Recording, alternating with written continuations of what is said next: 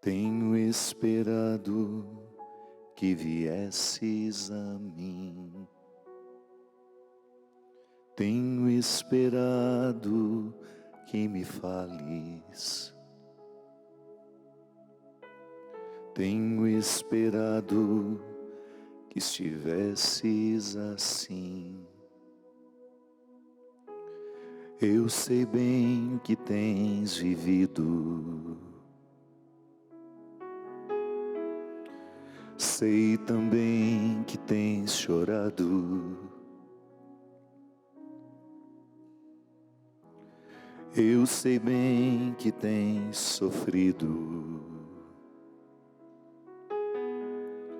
pois permaneço ao teu lado. Ninguém te ama como eu. Ninguém te ama como eu. Olhe pra cruz, esta é a minha grande prova. Ninguém te ama como eu.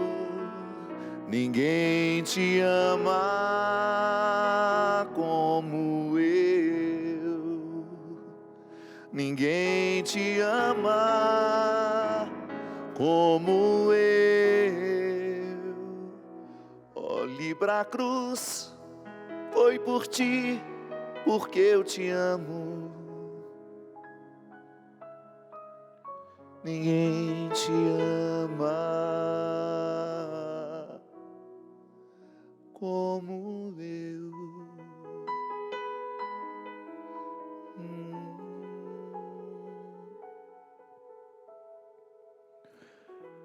Eu sei bem o que me dizes,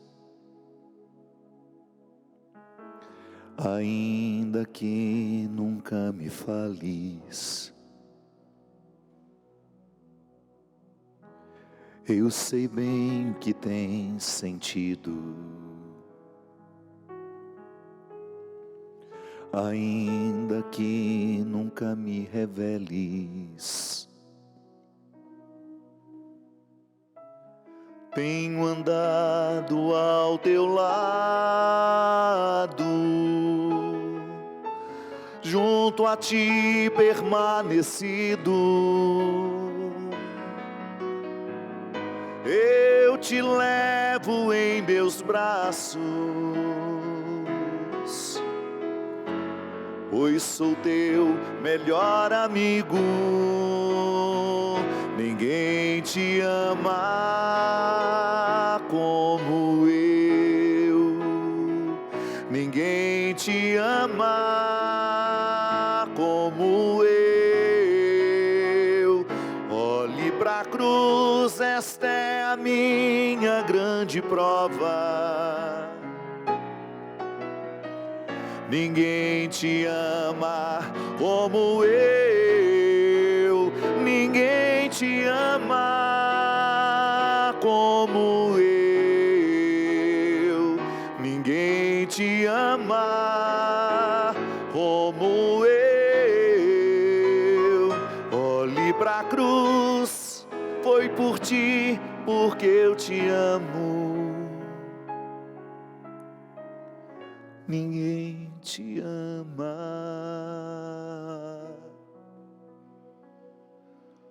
como eu.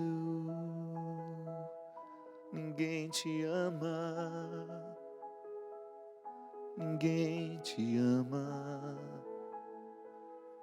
como Deus. Muito boa noite, é com muita alegria que nós começamos mais um programa Direção Espiritual. Hoje em clima de querigma, que é o primeiro anúncio.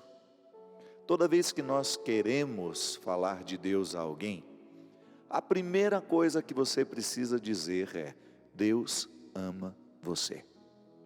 Você não vai perguntar por onde ela andou, o que ela fez, como ela viveu até o dia de hoje, não, nada disso. Você não vai dar lição de moral, Você não vai abrir a catequese e dizer quais são as regras da igreja, não. A própria igreja nos ensina que o primeiro movimento da conversão precisa ser o anúncio do amor de Deus por cada um de nós. E é interessante que a regra da igreja coincide com a regra da vida. A primeira coisa que uma pessoa precisa aprender na vida é se amar. Isso vem por meio dos outros. Quando eu nasço dentro de um ambiente emocionalmente saudável, as pessoas que me amam não me interpretarão como uma extensão delas, porque às vezes acontece. Há pais que interpretam os filhos como suas extensões, então olham para o filho com muitas projeções.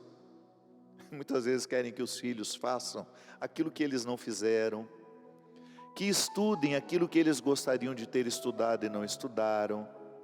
Às vezes querem que os filhos herdem empresas para os quais eles nem têm vocação. E isso não é amor, mas parece que é.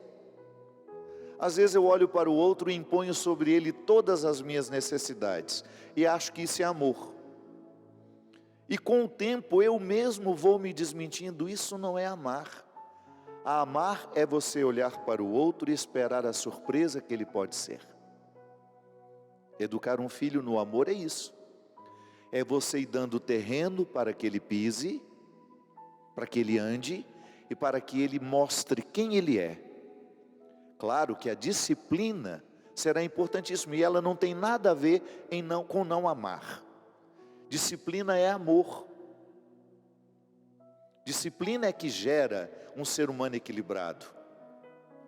Você vai decidir pelo filho aquilo que ele não tem condições de decidir sozinho. Mas, por exemplo, quando ele manifesta que ele gosta mais de azul do que de verde, e você gosta mais de verde, será um gesto de amor de sua parte respeitar que ele goste do azul, mesmo que você preferisse ele vestidinho de azul, de verde. Entende? À medida que você percebe que você pode contar com a participação do seu filho na educação dele, tenha respeito por aquilo que ele manifesta como um desejo genuíno dele. Quer estudar música ou não? Às vezes você adora a ideia de ter um filho pianista. Sua mãe queria, Cristian, boa noite por isso, já emendando. Sua mãe queria você pianista ou ela nunca manifestou? Pois é, mas é maravilhoso, não é? Quem não gostaria de ter um filho pianista? Mas aí, às vezes, você tem um filho, quer que ele seja pianista, ele vai para as aulas, coitadinho, é um sacrifício para ele. Por quê? Ele gostaria de estar numa outra aula, num outro aprendizado. Então você, em determinado momento, você fala, tudo bem, tentei, não deu certo. Porque às vezes o seu desejo vai coincidir com o dele. Num primeiro momento ele não quer ir estudar piano, mas depois ele vai e se identifica. Acontece muito isso. Então identificar que o outro quer, o que o outro gosta, é ato de amor. E muitas vezes a autoestima, ela é prejudicada quando o seu filho interpreta que se ele contraria você, você não o ama o suficiente. Que vai ficar chateado, vai ficar isso. Agora, quando ele percebe que ele pode ser quem ele é, e que você está com ele, ajudando a descobrir o mundo, ali a autoestima vem crescendo junto. Por isso que é tão importante no anúncio do Evangelho, você considerar se aquela pessoa já se sente amada ou não. Quando você vai anunciar o Evangelho para uma pessoa e dizer, Deus ama você, isso não vai repercutir dentro dela, se ela não se amar também. Porque o amor próprio, minha gente, é a base de todo amor. Eu não tenho condições de amar uma outra pessoa se eu não me amo, e eu também não tenho condições de me sentir amado por uma outra pessoa se eu também não me amo. Porque o amor do outro soará sempre para mim como uma dúvida: será que ele me ama mesmo? Porque eu não descobri o meu valor. Como é que eu vou acreditar que a Bia descobriu um valor em mim se eu ainda não descobri? Agora, se eu já tenho o dever de casa bem feito, se desde muito menino eu fui educado dentro de um contexto amoroso, que permitiu o florescimento da minha essência, a manifestação saudável da minha personalidade, quando o outro diz para mim: eu amo você, Fábio. E como eu tenho um bom amor por mim, eu sou capaz de acreditar que ele me ame mesmo. Sabe por quê? Eu já reconheci em mim as coisas boas que ele reconhece também. Às vezes a reconstrução da autoestima dá um trabalho enorme. Porque no anúncio do querigma, quando eu digo para você, Deus ama você, é bem provável que você fique com uma sombra de desconfiança e com alguma coragem você me diga: ama nada, padre, você não sabe quem eu sou para dizer isso. É por isso mesmo. Se eu soubesse, talvez eu tivesse algum preconceito. Mas como eu sei que Deus ama você exatamente como você é, que por trás de todos os seus defeitos existe um ser humano lindo, que Ele admira, que Ele quer ver florescer, eu passo a ficar compromissado com isso. Então evangelizar vai ser, primeiramente, convencê-lo do valor que você tem, convencê-la do seu valor, e depois fica mais fácil falar que Deus ama você. É por isso que Deus está na base, e a igreja é sábia em nos dizer que evangelizar é, antes de tudo, anunciar o amor dele por nós, por toda criatura. Por mais pecaminosa que seja a vida daquela criatura, Deus não deixa de nos amar quando estamos no pecado. Deus não deixa de nos amar quando estamos na miséria, pelo contrário. É impressionante como a mãe é capaz de amar um filho mesmo na miséria, ainda que ela não aprove nada do que ele fez, ainda que ela não se oponha ao cumprimento da pena pelo crime que ele cometeu, mas ela não deixa de amar porque o filho é um criminoso. Pelo contrário, ela vai ainda se dedicar mais àquele filho, porque ele está fragilizado. Então, no anúncio do querigma, nós esbarramos em muitas histórias feridas. Pessoas que não têm condições de acreditar nelas mesmas, ou porque estão dentro de relacionamentos tóxicos, destrutivos, ou porque perderam ao longo da vida o respeito por si mesmas. Acontece. Se eu vou colecionando fracassos, se eu não me curo dos fracassos, se eu não os interpreto como uma ponte para o meu crescimento, eu vou perdendo o respeito por mim. Quando eu vou afastando as pessoas com o meu temperamento difícil, que acontece também isso, às vezes eu sou insuportável para o outro, mas creia, eu estou sendo muito mais insuportável para mim. Quando você vê uma pessoa sendo difícil com as outras, e está cheio, acredite, ela é pior para ela. É com ela que ela vai dormir, é com ela que ela acorda. Nós dentro de comunidade temos muito isso. Há pessoas que são um chumbo para a gente, e é difícil conviver com elas. Às vezes eu sou um chumbo para o outro. Só que pode acreditar, se eu sou para você, eu sou 10 vezes mais para mim. A mesma coisa, a mesma regra é para a bondade. Se eu sou bom com os outros, pode ter certeza que eu sou muito bom comigo. Se eu sou misericordioso comigo, eu tendo a ser misericordioso com os outros. É a velha história, minha gente. O que eu curei em mim, eu distribuo com as pessoas que encontro, com as pessoas que fazem parte da minha vida.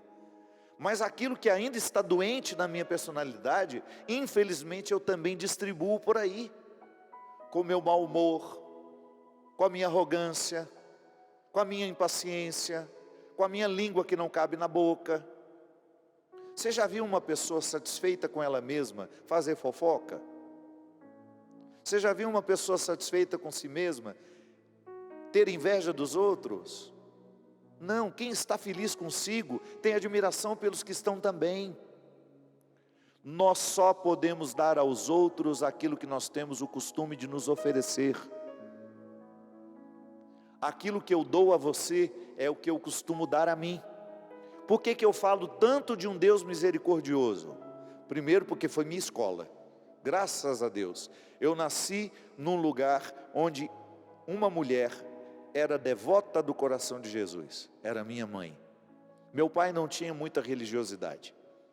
Meu pai era um homem muito honesto, um caráter maravilhoso, um homem correto, justo, mas era um homem duro, machucado pela vida, abandonado pela mãe.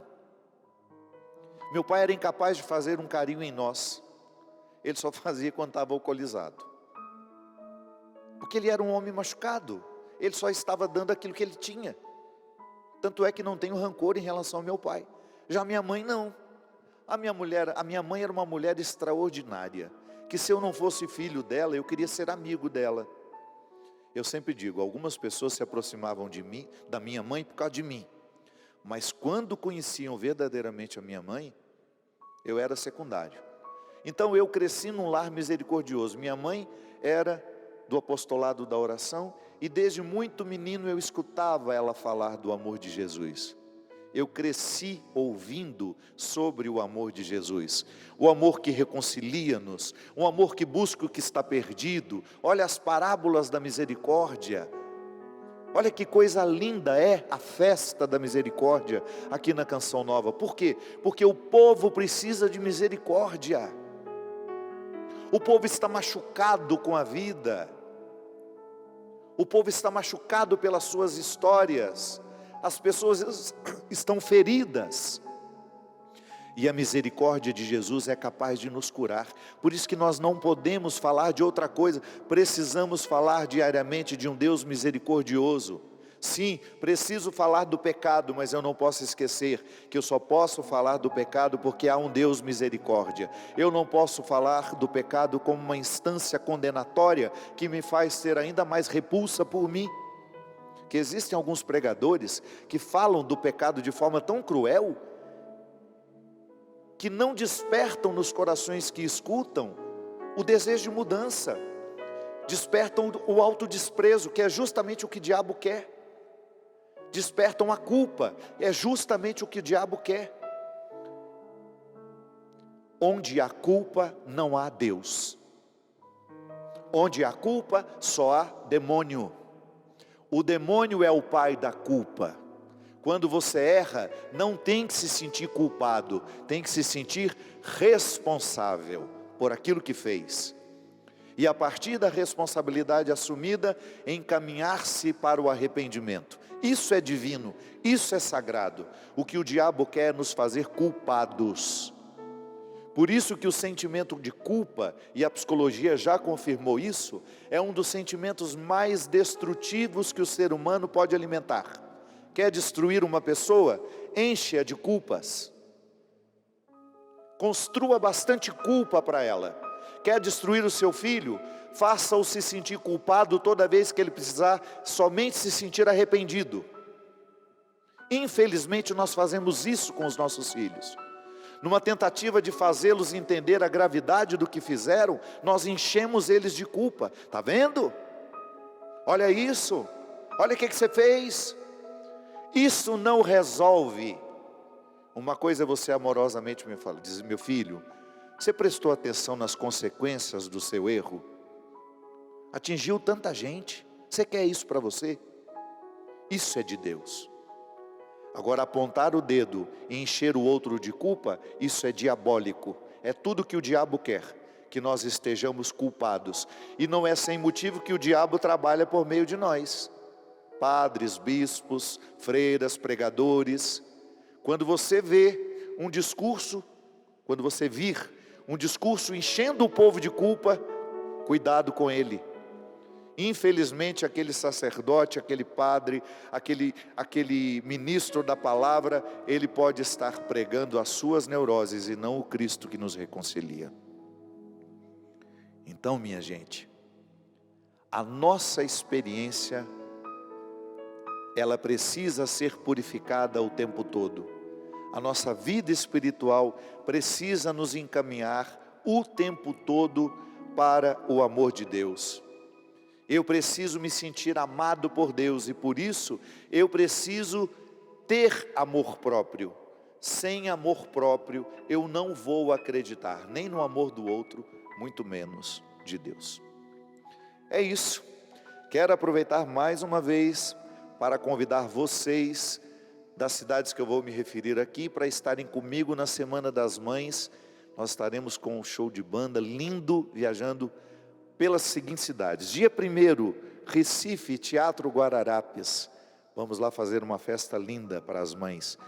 Dia 2 de maio, Natal, no Teatro Riachuelo. No dia 3, João Pessoa, Teatro Pedra do Reino, um dos mais bonitos do Brasil. Porto Alegre, no dia 9, no Auditório Araújo Viana. No dia 10, em Joinville, no Square Garden. No dia 11, em Curitiba, Teatro Positivo. E no dia 17, Cachoeiro do Itapemirim. É sempre muito bom poder levar. Você sabe que ultimamente, Cristian, a gente tem notado isso, e você que viaja o Brasil, como as nossas apresentações musicais pelo Brasil, que são, claro, a gente trabalha de forma profissional, né? Eu tenho uma equipe grande, todo mundo recebe muito bem pelo trabalho que faz, é o nosso ganha-pão, ninguém vive de dízimo lá, mas nós percebemos o bem que a música tem feito nas praças. Tão lindo, meu amigo. A gente reúne às vezes milhares e milhares de pessoas. As cidades da Paraíba, por exemplo, que tem 10 mil habitantes e no show tem 50 mil. Você não tem um índice de violência. Você vê aquelas pessoas saindo dali com os espíritos elevados, com alegrias construídas. Porque eu costumo dizer isso. Você não precisa correr atrás do sofrimento. Basta você viver honestamente que ele chega. Se você quiser crescer como pessoa, você vai sofrer. Se você quiser ser uma pessoa melhor, você vai sofrer. Se você quiser que o seu casamento dê certo, tem que sofrer as causas do casamento. Então o sofrimento, basta você viver honestamente que ele vai chegar. As alegrias não. Dificilmente chove uma alegria no quintal da gente. Você tem que construir. Por isso que você marca um almoço com uma pessoa que você ama. Por isso que você marca uma viagem. Por isso que você paga as prestações. Quem viaja com a gente, as peregrinações, vamos lá para Pentecostes agora, para a Itália. Paga em diversas vezes aquilo. Você está construindo alegrias. Ou então não precisa nem de muito dinheiro. Luxuoso não é o que a gente come, é com quem a gente come. Luxuoso não é onde nós estamos, é com quem nós estamos. Aí você chama um amigo, vai tomar um cafezinho da tarde, arrebenta uma pipoca, senta ali, vai ver um pôr do sol, conversa. Alegria você tem que construir. Ela não virá gratuitamente. Às vezes ela é de graça, mas você tem que construir. E aí é muito bom a gente ver as pessoas escolhendo construir aquela alegria, ou seja, na festa de um padroeiro, e hoje, de maneira muito especial, as prefeituras do Nordeste, os governos de estado, estão dando esses shows religiosos ao povo, porque sabem que isso é importantíssimo para a elaboração da alegria de um povo. O nosso povo é católico, o nosso povo é evangélico, o nosso povo é de fé. E o povo enche as praças e cantam músicas religiosas que não tocam nos rádios, nas rádios convencionais. É uma resposta. A música católica, a música cristã, nunca esteve tão viva como está no Brasil hoje em dia. É lindo ver o povo acordar de madrugada para rezar com o Frei Gilson. É lindo ver o povo cantar as músicas do Frei Gilson. É lindo ver o Padre Marcelo ser tão ouvido. Padre Zezinho com suas músicas imortais. Nossos mestres, essa gente que está levando o amor de Deus aos corações. E de maneira muito especial eu posso dizer, no nosso ministério, eu com os meus meninos, nós vamos pelo Brasil, levando doses redobradas de amor próprio, por meio da nossa reflexão, por meio da nossa canção, porque com o amor próprio renovado, acreditar em Deus fica mais fácil. O Senhor esteja convosco, Ele está no meio de nós. Derrame sobre o nosso coração as bênçãos do Deus Todo-Poderoso, Ele que é Pai, Filho e Espírito Santo. Amém. Até a semana que vem. Ninguém te ama como eu. Ninguém te ama como eu. A cruz, esta é a minha grande prova. Ninguém te ama como eu, ninguém te ama como eu, ninguém te ama